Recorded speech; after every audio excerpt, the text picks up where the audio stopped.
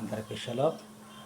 Grace gospel ministries వారి అనుదిన వాక్య ధ్యానములో ఈరోజు లేవియకాండము 4వ అధ్యాయము 3వ భాగంగా ధ్యానించుకుంటాం. ఒక పల్లవి పాడిన తర్వాత ఆయన దూతలారా మరియు ఆయన సైన్యములారా, ఆయన దూతలారా మరియు ఆయన సైన్యములారా, సూర్య చంద్రతారలారా, యెహోవాను స్తుతించుడి. హల్లెలూయా. సూర్య చంద్రతారలారా, యెహోవాను స్తుతించుడి. ఆకాశవాసులారా, యెహోవాను స్తుతించుడి. ఉన్నత స్థలముల నివాసులారా, యెహోవాను స్తుతించుడి.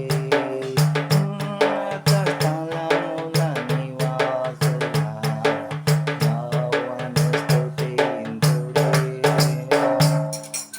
హల్లెలూయా. లేవియకాండము 4వ అధ్యాయము 27వ వచనం. మీ దేశస్థులలో ఎవడైనా పొరపాటున పాపం చేసి చేయరాని పనుల విషయములో యెహోవా యావే ఆజ్ఞలలో దేనినైనా మీరి అపరాధి అయిన ఎడల. మనము ఈ 4వ అధ్యాయంలో 2వ వచనం మూలవచనం, ఆజ్ఞలన్నిటిలో పొరపాటున చేయరాని కార్యములు, ఆజ్ఞలను మీరిన క్రమములో పాపం చేసినట్లయితే వారు ఇజ్రాయేలీలే కావచ్చు, యెరూషలేములో నివసించేవారే కావచ్చు, అధికారి కావచ్చు, యాజకుడే కావచ్చు, సంఘ కాపరియే కావచ్చు, సంఘస్థులైనా సరే వారు పాప పరిహారార్థ బలిగా మరి గోవును, గొర్రెను, మేకను ఆ విధముగా అర్పించి వారి యొక్క పాప క్షమాపణ యాజకుడు చేసేటటువంటి ఆ క్రియలు మందిరములో ఏ విధంగా చేయాలి అనే విషయాలను మనము ధ్యానిస్తూ ఉన్నాం. ప్రియ సహోదరి సహోదరులారా, మరి అటు విషయములో ఇక్కడ దేశస్థుల్లో ఎవడైనా పాపం చేసిన ఎడలా అంటున్నాడు. అలా చేసినప్పుడు నిర్దోషమైన ఆడ మేక పిల్లను తీసుకువచ్చి బలి అర్పించాలి.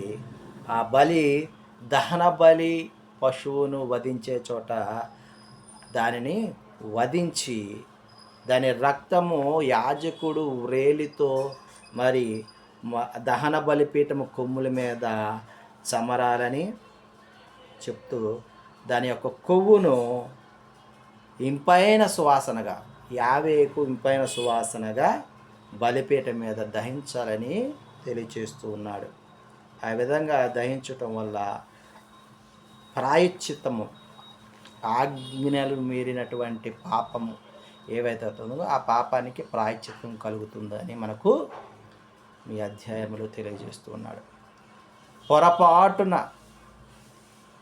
పొరపాటున చేసిన పాపానికి ప్రాయశ్చిత్తము కలుగుతుందని యావే వారు తెలియజేస్తూ ఉన్నారు.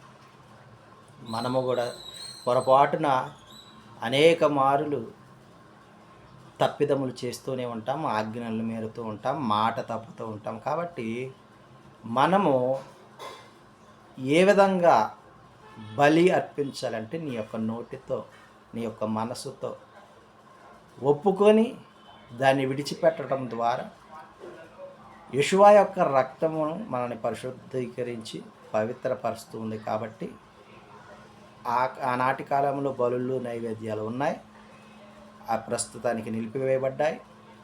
ఇప్పుడు మనమే ఆయన మందిరముగా, ఆలయముగా ఉన్నాము. కాబట్టి మన యొక్క హృదయము నుంచి, అందుకని నిర్దోషమైన నిష్కలంకమైన హృదయముతో ఆయన్ని సేవించాలని మనకు లేఖన భాగం తెలియచేస్తూ ఉన్నది. ప్రియ సహోదరి సహోదరులారా, మరి అట్టి విధముగా చేతులెత్తుట నైవేద్యం, నీ యొక్క నోటి మాట ద్వారా పాపమును ఒప్పుకొని విడిచిపెట్టడం ద్వారా మనము ఆ పాపము నుంచి విముక్తి పొందుతామని ఈ లేఖన భాగం ద్వారా మనకు యావే వారు తెలియచేస్తూ ఉన్నాడు. ఆమేన్.